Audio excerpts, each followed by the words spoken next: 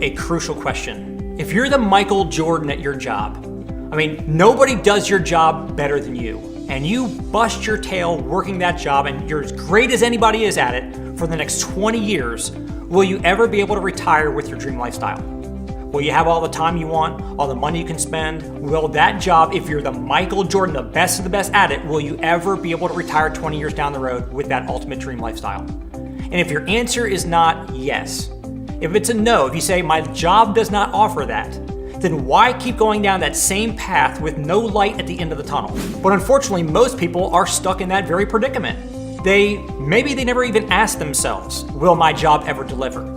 They just kind of get into a rhythm and they just keep on going through the motions of life, but they never really stop and think, my job's never going to give me what I want. But if that's the case, if your job does not even have the possibility of giving you the lifestyle that you want, then you have to make a decision to do something different. So why become an entrepreneur? Do you want more for your life? Is a lack of money limiting your options? Maybe you have money, but you've got no time. Or look, here's the thing. Look, time and no money is no good, and having money but no time is no good. Who do you know who's got a happy balance of both? My favorite author and business coach of all time, Jim Rohn, always said, you work hard all day at your job to earn a living, but you should be working spare time, nights or weekends building your fortune. So the question is, of course, yes, you're working hard all day at your job to earn a living, working for someone else, building their fortune. But are you doing something on the side to build your fortune for you and for your family? Look, I think you should design your life with the end game in mind. If your job does not even offer the opportunity or the chance to achieve what you ultimately want as your lifestyle, then look, there's no other choice. You've got to make a change. You've got to make a decision to become an entrepreneur. Let me paint a picture for you. One day you're going to want to retire. And maybe if you've been a good person, you've got somebody to retire with. Maybe you have a spouse. So maybe there's going to be two of you. Okay, what age do you plan on retiring? Let's say 65. And let's say with good medicine and good health, you live 20 more years to 85. So picture this. There's two of you. You want to eat 3 meals a day, right? So 2 people eating 3 meals a day. And let's say you're only having to spend $7 per meal. Okay, you're not going out and eating really nice lobster and steak, but just $7 a meal. So 2 people eating 3 $7 meals a day. How many days a year do you want to eat? Of course, 365 days.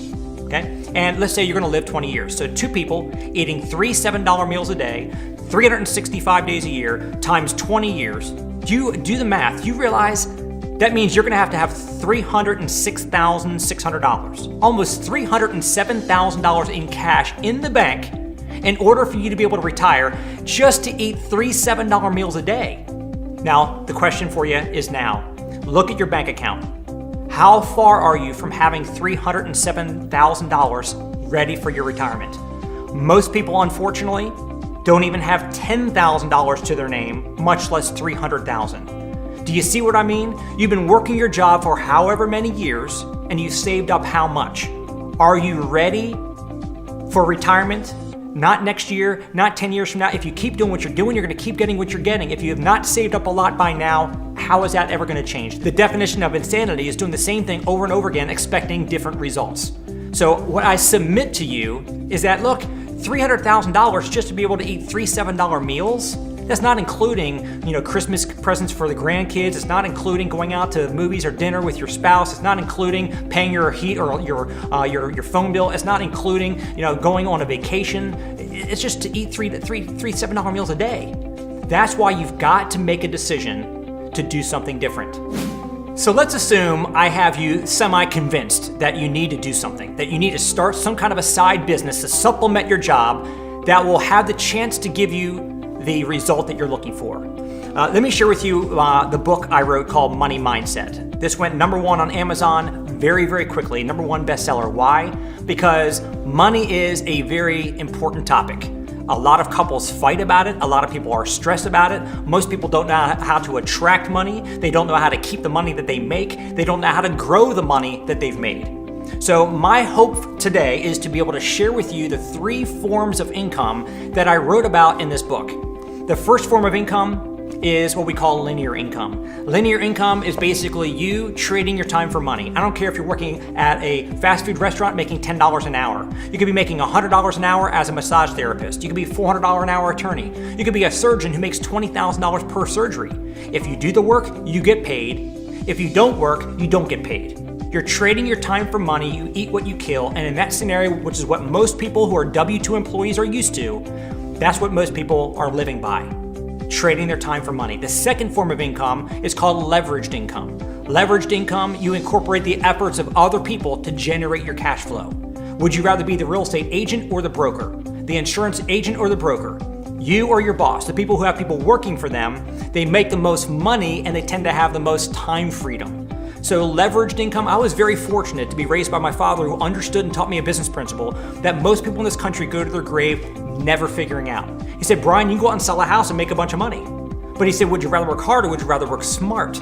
He said, wouldn't you rather be the real estate broker, have hundreds of agents out there working for you, and get a little piece of action off each one of their sales? So again, you can have leveraged income. You can go out and sell a house yourself and get paid, or you can be a broker and have a bunch of people creating leveraged income for you, okay? And then the third way you can generate income is residual income. This is my favorite form of income of all three. Residual basically means you do something one time, yet you get paid over and over and over and over again for what you did once. I'll give you a couple examples. An insurance agent sells you a policy.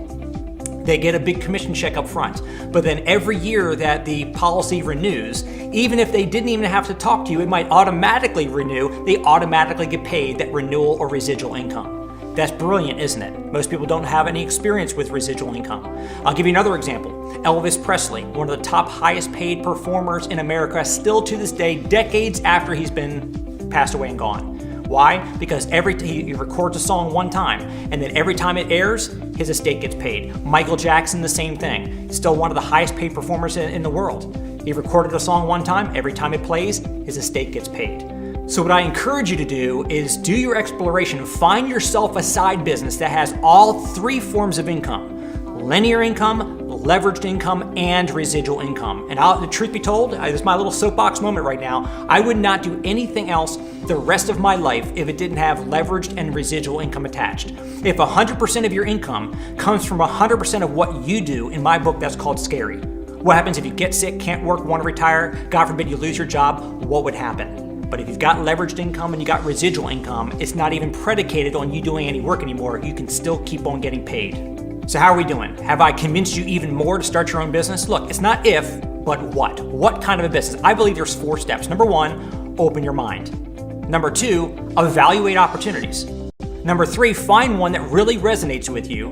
And then number 4, make an informed decision and get going.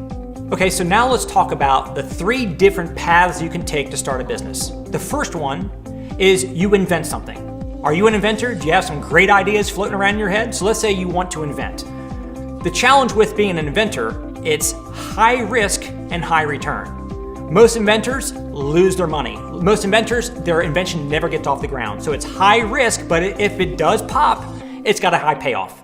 So an inventor is high risk, high return. The second option that you have is to buy into a franchise. A franchise is a proven business. It's already got a proven model. Other people are already out there doing it and making some money. So it's low risk, but it's also low return. You're going to put up X amount of money and you're going to get a predictable return back. You're probably going to have to invest about $500,000 of startup capital to be able to generate maybe $100,000 a year in income off of that one location, that one store, what have you. So an inventor, high risk, high return. Okay, a franchisee, it's low risk, low return. But now let's talk about the third and what I feel is the absolute best option for you, which is a home-based marketing business, because it's got low or basically sometimes no risk and super high return. Because here's the thing, you already have a proven model that is already succeeding in the marketplace. There's not much startup capital at all that you need to come up with to get it going, and the upside potential is unlimited. So let's recap that. You invent something, high risk, high return, if it works out at all. A franchise, low risk, low return, but it's going to take a lot of startup capital to get it going. Or a home-based business in the marketing space, low risk and unlimited income potential. That's why I believe that option number 3 that I chose to base my career path on, that's panned out to be a massive success, is the best chance of success for you as well. So let me give you some words to live by. Hopefully you'll never forget this. Whoever solves the biggest problems make the most money. Your goal right now should be to find a company that's solving a major problem that many people have. And if that company has a proven track record, and if you can believe in the product and its value, then allow yourself to get excited about it. Here's a piece of advice. When you buy somebody's opinion, you buy their lifestyle. So let me warn you right now, when you make the decision to start your own business, all your W-2 friends are going to come out of the woodwork and tell you that you're nuts. Just because they've decided to settle for a small lot in life. Unless you want their lifestyle that they've settled for, don't pay attention to their opinions. There's something magical about the feeling of building your own empire. Even if you only have 30 minutes to an hour a day to spend on it, you're going to feel a new exuberance for life because you now know you're building something for you and your family instead of always making someone else rich. So becoming an entrepreneur gives you the best of all worlds together. You start off part-time, which does not interfere with your job or your busy time schedule. You already have linear income, but now you're adding leveraged income and residual income to your life. And you're doing so not by going the inventing route with the high risk, nor by going the franchise route with the low return, but rather the home business route with little to no risk, but unlimited upside earnings potential. That's a virtual perfect scenario if you ask me, and all my fellow business experts agree.